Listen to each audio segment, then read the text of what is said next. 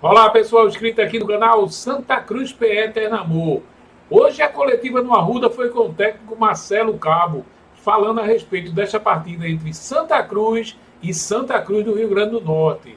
É mais um compromisso importante para o Santa Cruz na busca do primeiro lugar na competição geral. O Santa Cruz pretende ser o primeiro colocado e para isso tem que vencer as três partidas e decidir as partidas em casa no mata-mata.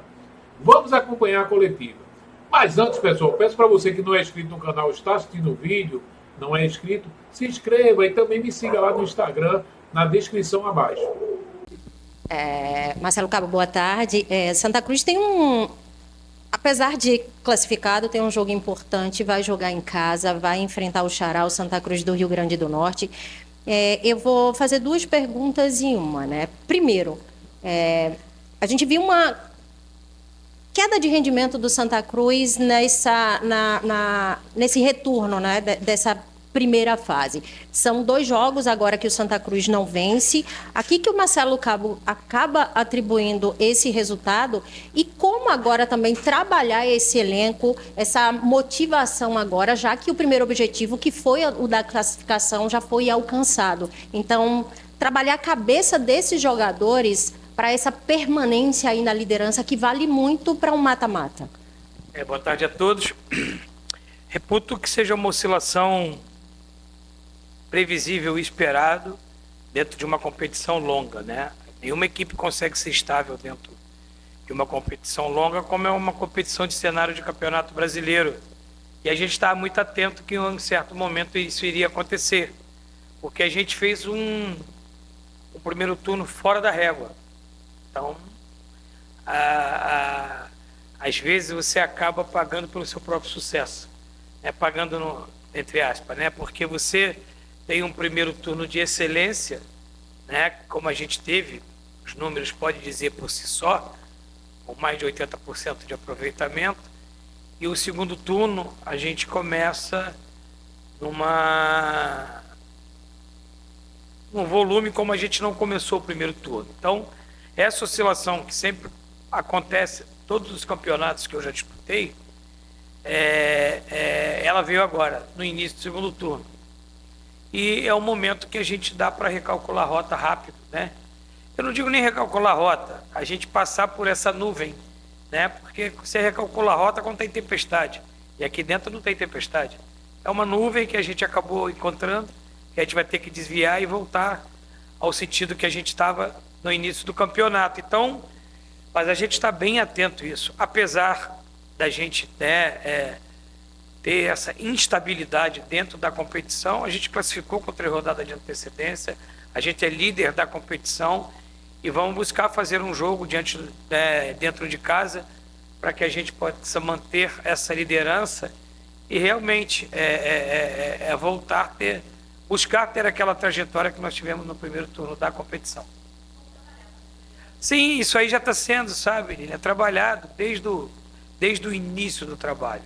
A gente sempre busca antever, busca antecipar um cenário que possa acontecer. Então a gente coloca esse cenário, né? Se acontecer isso, a gente vai por esse caminho. Se acontecer isso, a gente vai por aquele caminho. Então, assim, a questão com o grupo é uma questão assim que está muito, muito controlada. O grupo entende que foi uma instabilidade que a gente viveu.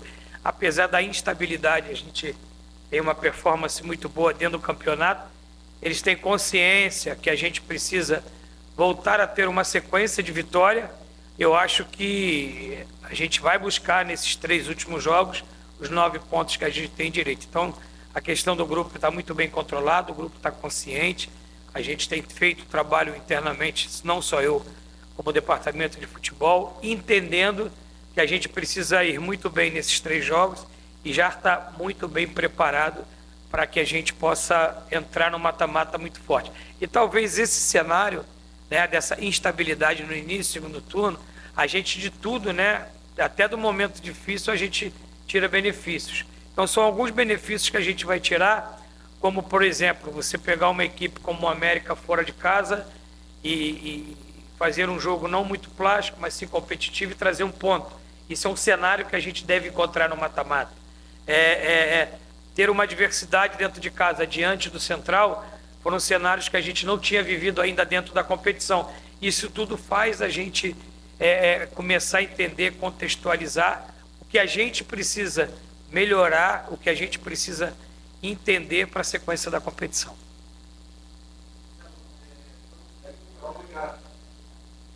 Agora, Marcelo, foram 7 jogos, né, de ida nessa primeira fase e o Santa venceu quase todos, só não venceu, né, a equipe do Santa Cruz do Rio Grande do Norte, 0-0 fora de casa. Que cuidados o Santa tem que ter agora no jogo, né, diante da sua torcida? Diante do Santa Cruz, muito cuidado. A última partida do Santa Cruz, ele fez uma boa partida diante do Central. O Central fez um gol de falta aos 44 do segundo tempo, onde ele venceu a partida. Então eles vêm de um bom jogo fora de casa, ele já tem vitória fora de casa. É uma equipe que a gente precisa ter todos os cuidados, como a gente tem diante de todas as equipes que a gente pega, mas eles já analisando o que a gente precisava analisar, o último jogo diante do Central, o jogo que eles venceram fora de casa. E só que assim, o Santa Cruz dentro de casa tem sua maneira de jogar e uma maneira de ter um jogo de imposição, um jogo de buscando o resultado, um jogo de ter um jogo como mandante e a gente ter, né, o aproveitamento que a gente tem dentro de casa com apenas um tropeço, uma derrota e bons jogos e boas vitórias dentro de casa. É isso que a gente pretende retomar depois do jogo do Central, para que a gente possa ter uma performance muito boa dentro de casa, que a gente volte a vencer e mantenha essa liderança da competição, que é muito importante para nós na trajetória da competição. Marcelo, boa tarde. É João Batista, do canal Santa Cruz PE Eternamor. Marcelo, o Santa Cruz é um clube gigante, mas está na Série D. O que você diria ao torcedor que teme que o time repita os erros do passado e não consiga o tão sonhado acesso? Eu já posso contextualizar a sua pergunta dizendo que a gente aprende com os erros do passado, né? Apesar de eu não ter estado aqui num passado recente, como foi a última Série D, onde o clube não conseguiu se classificar na fase de grupos, onde outras competições que foram bem também na primeira fase e não conseguiu o objetivo. Claro que a gente procura se informar, procura entender o que aconteceu, para que seja um aprendizado, mesmo para a gente que não estávamos aqui no momento e a gente entende, mas passou. A gente não pode pagar uma conta que não é nossa. Essa conta é de quem passou por aqui e não conseguiu o êxito. Mas a gente agora está bastante atento, né?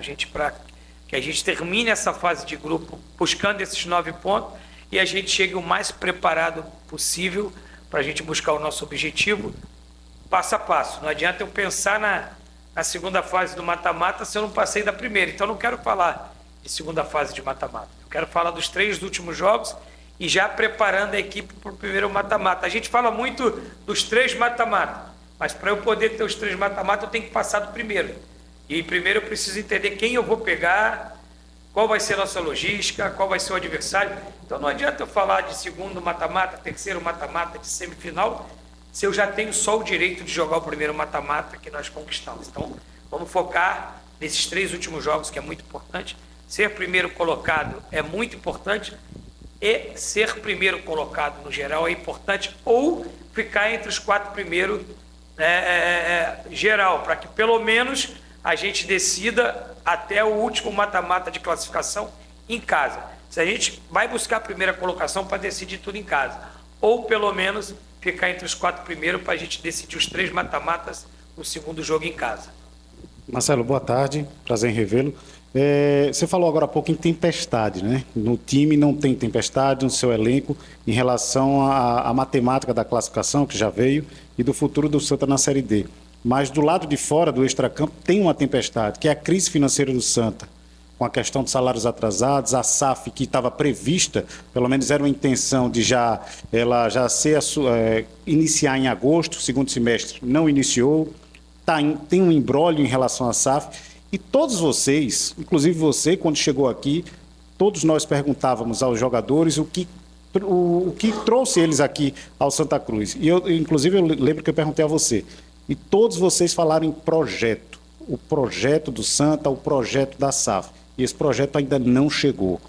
E até que ponto isso pode atrapalhar o andamento do elenco, do Santa Cruz na Série D, em relação a essa crise financeira, questão de salário? Já sei que a diretoria já se pronunciou em relação à parte do pagamento, mas o Thiago Galhardo, inclusive, se pronunciou. Até que ponto o elenco está blindado em relação a isso? Obrigado.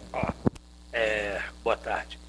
Primeiro, a palavra crise, ela não cabe no interno do Santa Cruz nesse momento. Não existe crise, tá? Não existe crise financeira. Foi um recálculo que teve que fazer para a sequência. A gente está muito bem respaldado pela nossa diretoria. A gente está sendo o nosso presidente, junto com o corpo diretivo, esteve pelo menos reunido com a gente 2 vezes na última semana, sendo bem claro, bem objetivo. A gente vê um movimento muito grande da diretoria para que possa sanar isso o mais rápido possível. Existe sim a pendência, mas é uma pendência que não impacta nada ao grupo de trabalho. Independente da gente estar com 1 dia de atraso ou 3 meses de atraso, que não é o caso, nós vamos ter a mesma entrega como tivemos diante do América fora de casa, o mesmo empenho nos treinamentos. A gente vai cumprir tudo aquilo que a gente acordou até o final da Série C, porque a gente não joga só pelo contrato. O contrato é importante. A gente joga por uma torcida apaixonada por um projeto que você mesmo falou que nos foi apresentado. Então, assim, internamente não tem tempestade, internamente não tem crise, está tudo muito bem alinhado entre diretoria, comissão técnica e jogadores. Nós estamos muito...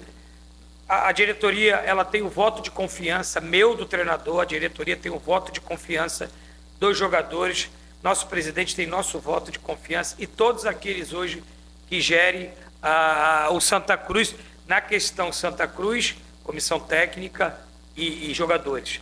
Todos nós temos a consciência e nós não vamos deixar de empenhar nem uma gota de sangue a menos do que a gente empenhou até agora nessa trajetória. A gente tem muita convicção que tudo isso vai ser sanado em um curto espaço de tempo, e logo vocês vão ficar sabendo, porque a diretoria tem nossa confiança, o presidente tem nossa confiança. E a gente acredita sim no projeto que nos foi apresentado. A gente acredita naquilo que foi nos falado, porque são pessoas sérias que sentaram com a gente, são pessoas sérias que passaram o projeto. Percurso, trajetória de percurso, ter qualquer ruído é normal no futebol. A gente teve aí esse percalço, eu posso intitular como percalço, correto? Esse momento aí, que até então nunca tinha havido essa questão de salário aqui dentro, mas é uma coisa que a gente está muito confiante, muito convicto que vai tudo ser resolvido, e o foco do Marcelo Cabe, dos seus comandados, é única e exclusivamente dentro do campo, para que a gente possa fazer um grande jogo no domingo e entregar essa vitória importante para a nossa trajetória ao nosso torcedor. Professor Marcelo, boa tarde. O seu adversário no domingo, Santa Cruz de Natal, ele vem oscilando na competição dos últimos jogos, mas está apenas a 1 ponto da zona de classificação à próxima fase. E, diante disso, ele deve vir aqui no Arruda tentar arrancar pontos da sua equipe. O que é que você tem passado aos jogadores durante a preparação? O que é que espera ver dentro de campo dos seus atletas? A gente sabe que vai pegar um Santa Cruz, talvez, jogando as suas fichas máximas nesse jogo, para buscar a classificação. Como você bem pontuou, eles estão a 1 ponto da classificação. Então, eles vão fazer, como a gente diz no futebol, o jogo da vida deles. E a gente sabe que a gente vai pegar um adversário que vai ter uma entrega muito grande, que vai buscar, as suas inspirações dentro da competição, vai buscar a sua classificação.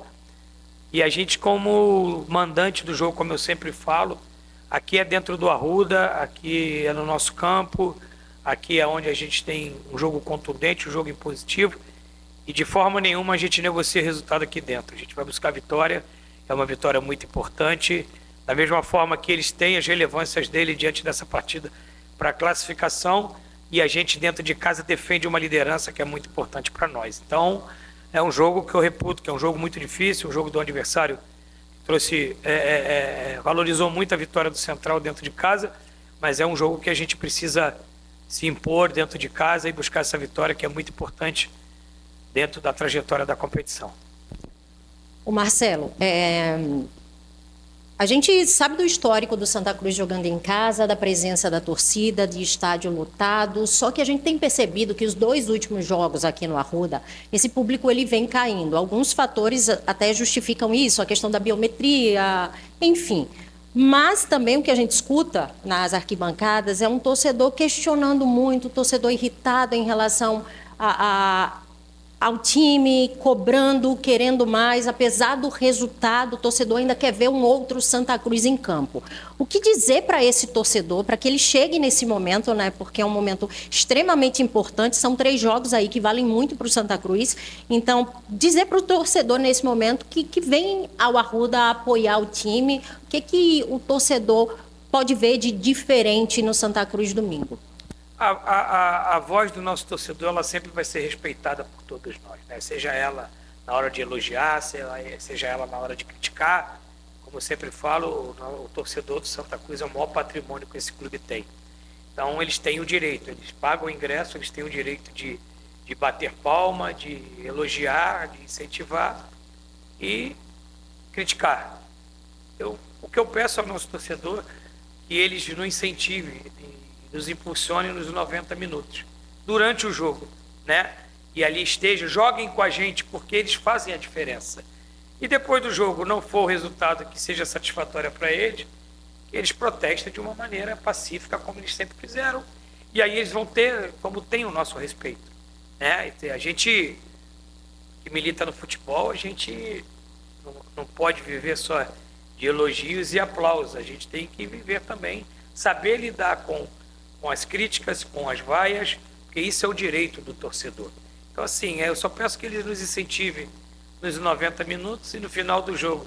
Se a gente agradou eles entregando performance e resultado, tudo bem. Se também tiver que reivindicar algo após a partida, eles podem ter a certeza que eles vão ter o meu respeito e o respeito dos nossos jogadores, aquilo que eles manifestarem na torcida. Marcelo, você tem, na verdade, conta aí com o Matheus Vinícius, que cumpriu a suspensão automática, né? Você fala um pouco sobre esse jogador e também sobre a condição do lateral direito Israel. A questão do Matheus Vinícius é um jogador que faz uma temporada brilhante, né? Teve a expulsão no último jogo, já foi conversado internamente sobre, eu falo que essas coisas eu trato internamente. Ele é um jogador que está em prospecção, é um jogador que está evoluindo, crescendo na carreira. É um jogador que nos entregou muito nessa temporada. Um jogador que eu posso reputar que tem um futuro brilhante, né? O presente dele já é um presente brilhante. Ele tem um futuro brilhante.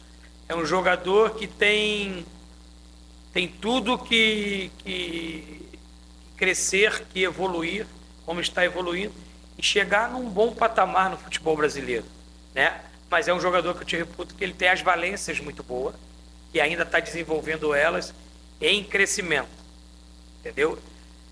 A questão do Israel é uma questão que ele está se preparando, né? Tá nos estágios, cumprindo os protocolos internos, e para esse jogo ele ainda não tem condição de ser relacionado, né?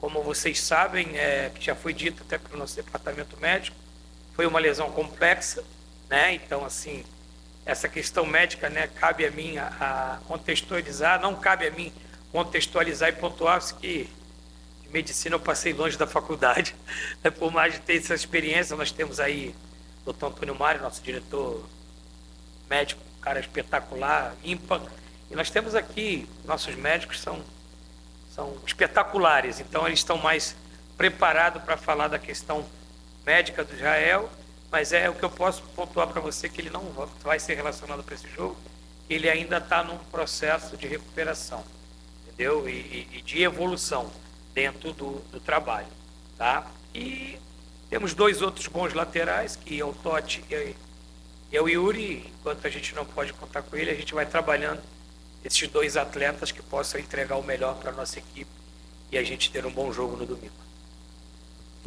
Marcelo, sobre as condições físicas dos atletas, a gente vê que no segundo tempo o time cai de rendimento. E também sobre o Matheus Melo, você pretende aproveitar ainda o jogador no decorrer aí do campeonato? Uma coisa que eu posso te garantir a todos vocês. O único problema que a gente não tem aqui é problema físico. Nosso preparador físico é de excelência. Nossa preparação física é de excelência. Às vezes o time tem uma queda técnica. Eu vou até chamar essa responsabilidade mais para mim. Ela pode ter uma queda tática, ela pode ter uma queda técnica, mas uma coisa, meu querido, eu te garanto, que a nossa queda não é física. Nosso time é muito bem preparado fisicamente. Muito bem preparado fisicamente. Haja vista que a gente jogou um jogo contra o Central com -1, aos 23 minutos do segundo tempo. Tomamos o gol e no final nós tivemos um jogo de imposição nos últimos 10, 15 minutos buscando o gol. E se meu time não tivesse bem de perna, a gente não conseguiria nem com -1 chegar na área do Central. Então, fisicamente, o nosso time é muito bem preparado. Existe um trabalho aí feito de excelência, não só pelo Gustavo, mas pelo Tacão, pelo Romão, né, pelo departamento físico. Isso aí é uma coisa que eu tenho tranquilo. Nosso DM continua zerado na questão dos musculares. Nós já temos hoje o Israel, né, voltando. É muito difícil um time no futebol brasileiro ficar 2 meses com DM zerado. Eu até brinco com o meu DM. Vocês estão jogando tranca todo dia? Porque não tem tratamento, tem manutenção. Então, essa é a parte física, essa é uma coisa que menos me preocupa dentro do Santa Cruz. Matheus Melo é um jogador que ficou muito tempo inativo, né? Quando eu cheguei, ele já estava inativo há um bom tempo, ficou um bom tempo inativo comigo. É um jogador que está crescendo nos treinamentos, está evoluindo. É um jogador que teve a oportunidade de fazer 50 minutos de um jogo treino, que eu te digo, o campo mais aberto, né? Porque hoje em dia você faz um coletivo a pronto, não é um coletivo como era de 20 anos atrás, que você solta a bola no meio e tem 2 tempos de 35. O coletivo já pronto é um ajuste. Você para aqui, corrige uma linha, você para aqui, corrige um bloco, corrige um setor. Então não é, como a gente diz, um campo aberto, onde o jogador tem 45 minutos ali de um volume muito grande. E por isso que às vezes a gente faz esse jogo treino com jogadores que têm poucas minutagens, mas ele é um jogador que está evoluindo, está crescendo, e a gente assim que entender que é o momento da gente lançá-lo ou durante o jogo ou para iniciar uma partida, a gente vai optar por ele, que é um jogador que tem se entregado bastante no treinamento do dia a dia, está com a cabeça boa, está focado, está treinando, vai ser pai, está feliz. E assim, quando a gente entender que é o momento, a gente vai lançar ele, porque é um jogador que tem muita qualidade técnica e pode nos ajudar na nossa trajetória. Marcelo, deixa eu voltar a essa questão das laterais, você falou agora há pouco.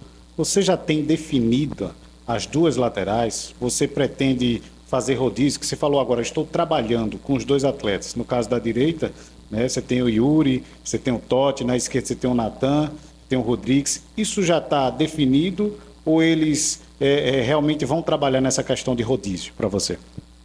Boa pergunta. Eu tenho um equilíbrio muito grande nessa posição. Eu tenho um equilíbrio muito grande na lateral direita e eu tenho um equilíbrio muito grande na lateral esquerda. A gente não tem uma diferença técnica assim de falar, ou esse jogador está performando de uma maneira que não dá nem para pensar num substituto nesse momento. Eu acho que a disputa, tanto na lateral direita quanto na lateral esquerda, ela está em aberto. E eu estou tentando, nessa trajetória, prospectar os jogadores da lateral direita e prospectar os jogadores da lateral esquerda, dando uma continuidade de 2, 3 jogos, para aí sim eu definir, né, um pouco mais para frente, final.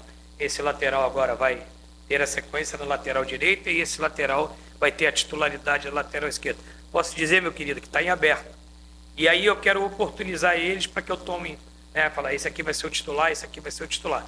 Por que me dá esse direito de estar em aberto? Porque eles são muito equilibrados, né? Tanto na lateral direita quanto na esquerda.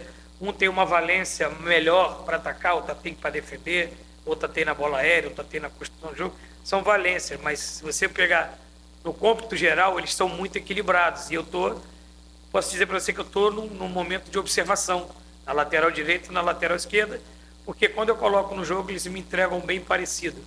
Mas eu vou tomar essa decisão, podem ficar tranquilos que eu não me furto de tomar as decisões e falar assim, esse agora tem a sequência de titular e esse tem a sequência de titular.